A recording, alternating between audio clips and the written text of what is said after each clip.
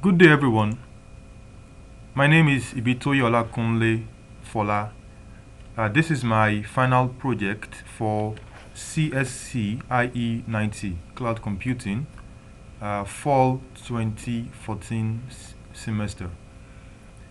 The topic of my presentation is Azure Content Delivery Network. I am privileged to have been taught this course by our very distinguished professor, Professor Zoran B. Jojoverk, and our other wonderful TAs. So, what is the problem? Well, it's not my problem, it's my client's problem, and my client's problem is also my problem.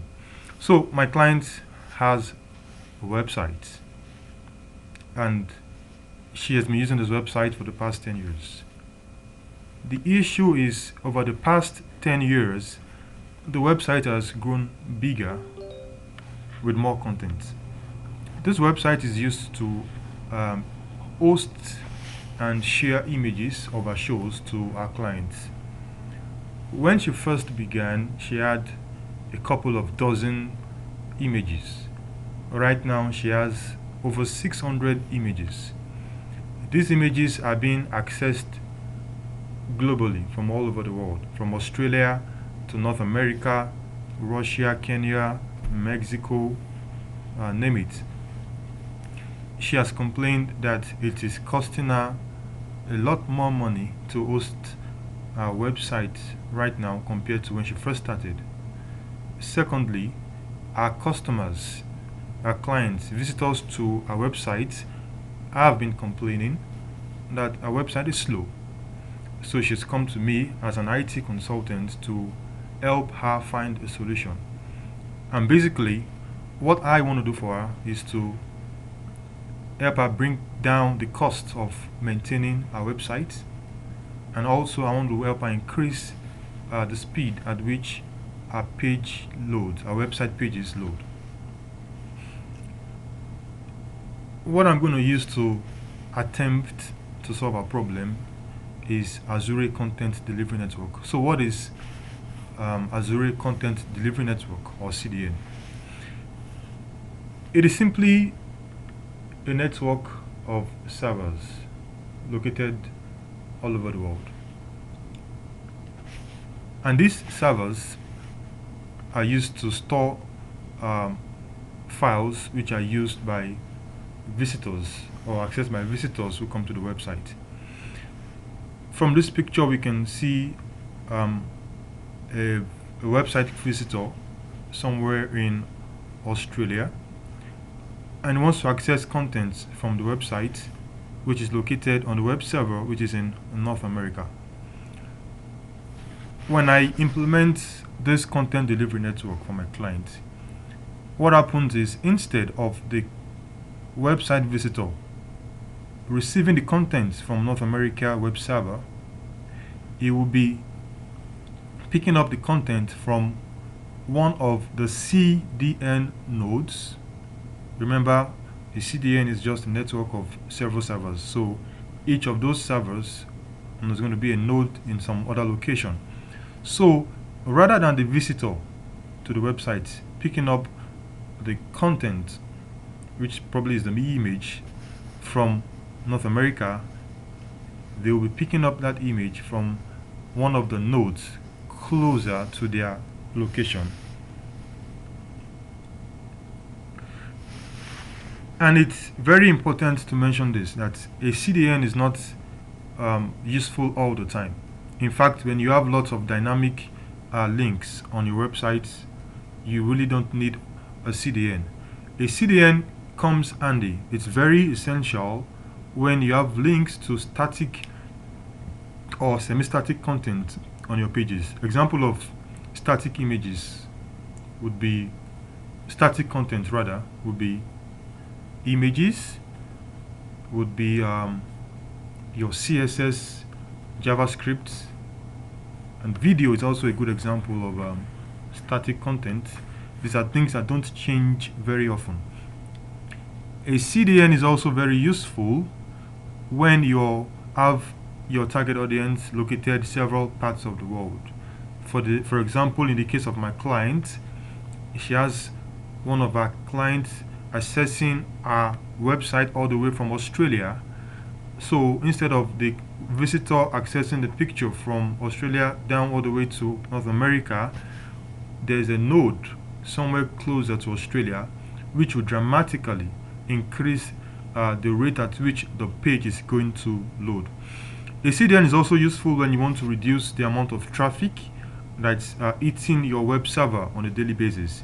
If you want to reduce the number of concurrent clients connections to your website, and very key in this our situation, if you want to increase customer satisfaction, if you want the rate at which your website pages load, a CDN is also a very useful technology to adopt.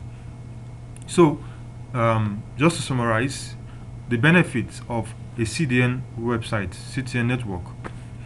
Number one, it's going to reduce the page load time of your website. Secondly, it makes the traffic to your website more manageable, and it also has been proven to make your website more secure, in the sense that you can leverage on the security features that comes with the Microsoft Azure cloud technologies. It's important also to note that Google now uses your page load speed in ranking websites. So that means that websites which are faster, they tend to appear, as top on the top list when people search for related things on Google search. So you can see there are so many benefits associated with using an Azure CDN website. How do we implement a content delivery network? And let's be specific. In this case, we are using it specifically to host a website. There are two steps which I would be following. The first step is I'm going to integrate a CDN endpoint with my website, and I would be serving the static content in that web page from Azure CDN. And secondly, I will be configuring the cache settings for those static contents in my website. I'll be demonstrating these features using Microsoft Visual Studio 2013 and the Microsoft Azure portal. And I want to note here with gratitude that I was able to get my free copy of the Microsoft Visual Studio from the Harvard University technology site, and I think it's available to all extension students as well. Step one, I open Microsoft Visual Studio and I create an ASP.NET application there. The name of my application is Konami CDN. Konami is the name of my client's company, and CDN means Content Delivery Network. Next, I select MVC as the type of application I want to launch, and I click on Manage Subscriptions. Step 3,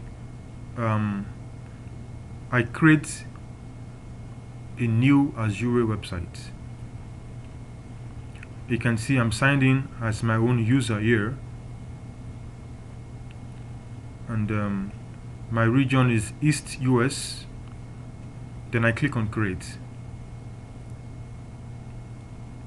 Step 4, I publish the website, and when it completes publishing, it tells me it's fully published, and then my website is ready. I can preview it in my browser, and as you can see, this is just a template.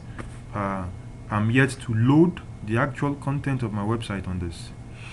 The next step is to create a CDN endpoint, and very importantly, note that while creating the CDN endpoint, I'm going to link it to my website at the same time. Remember, previously I've created the website, and this is the website here. So I click on App Services, I click on Content Delivery Network CDN, I click on Quick Create. Then I can select out of, if I have several websites in Azure which I've created before, I can use any of those websites. So I select Konami CDN, my website location, which is the actual website which I want to link with my CDN endpoint. I also enable query strings, which is going to be useful when I want to set up the CDN caching for the website and the CDN. Step 7, I can verify now that the CDN has been propagated with the website, and over here, when I type in the CDN location address into my browser, it directs me to my website address which I had created previously. Step 8, I begin to upload the content into my website, content such as the images, the scripts and CSS and what have you. Step 9, I proceed to configure the caching options for my static files. In this situation here, you can see this particular line.